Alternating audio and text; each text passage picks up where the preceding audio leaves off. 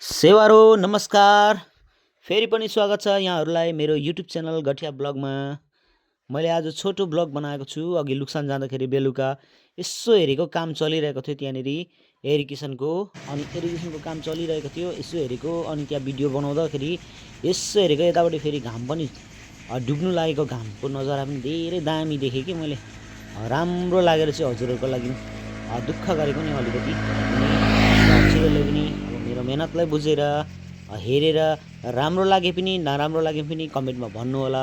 हजुरको सल्लाह अनि सुझाव नै मेरो लागि थप हौसला हुनेछ र मैले केही नयाँ कुरोहरू सिक्नु पाउनेछु भन्दै मेरो भिडियोलाई म यही नै यति नै भन्दै मेरो भिडियोलाई यहीँदेखि सुरु पनि अनि अन्त्य पनि यहीँ गर्दैछु। यो छिमेकी बगान हो, लुक्सान चाहिँ हाम्रो छिमेकी हो। म चाहिँ गठिया बगानको हो। सो तपाईँहरूले हेर्नुभयो छोटो भिडियोलाई धेरै धेरै धन्यवाद हजुरहरूलाई हेरिदिनु भएकोमा, हजुरहरूको कीमती समय दिनुभएकोमा, हजुरहरूको माया